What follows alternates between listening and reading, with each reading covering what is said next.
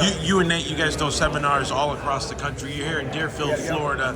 Hey, but I wanted to ask you, I've been seeing you training a lot with Sneako. What's up with Sneako? Yeah, Sneako, first I didn't know who he was. He's one of those young kid streamers, but then he came out, he asked me to do an interview, and I'm like, sure. And he booked a ticket the next day, flew out to Vegas. I like people that work hard. He's, extremely, I was surprised how nice he was for a young kid, so he's been hustling. Were you surprised Sneako took all those punches from Sean Strickland?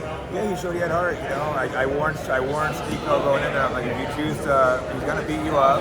So go in there like a man and take a beating. You can't bitch about it. He went in there and took a beating. Never said anything bad. I was surprised. He showed he had heart. So he's pretty tough. Sneako's a tough. Yeah, and then he went and trained 2 hours right after that. Well, you're probably younger than Nate. He wanted to train him right after that. So he obviously has a lot to learn. He's young, brand new to it. I totally respect it. He went trying to better himself in martial arts. So because you're an all-time great in MMA, Sneako's been training with Jake Shields. He went up to Stockton and trained with Nate Diaz.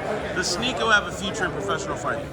The thing is, with professional fighting, it takes a lot of time and a lot of work. He's a professional streamer, so he could probably do some professional fights, but to make it a career, he would have to completely dedicate his life. I think he could have some pro fights and fight some of these streamers and stuff, but to try to be in the UFC is probably not the most realistic goal for him, unless he decides to completely dedicate his life to that. If he does that, he'd have to be doing a lot of streaming, he's a little older and stuff.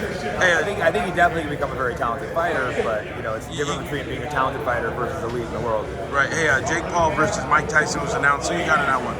Mike Tyson is not going to fuck out. Well, I don't know. He's a little older. I don't like the fact that he's 57. Fighting a 60-year-old man. So I think it's a little bit, Jake Paul tries to fight guys smaller, two or three weight classes smaller than him, or 30, 40 years older. But he's a good boxer. Who you got? You got Mike Tyson? I didn't have to go with Paul. I don't want to, but you're not going for Jake Paul. I'm not rooting for him, but I think the age difference is going to be too big. Hey, well, you're the man. Another great seminar. Thank you. Thank you. Appreciate it.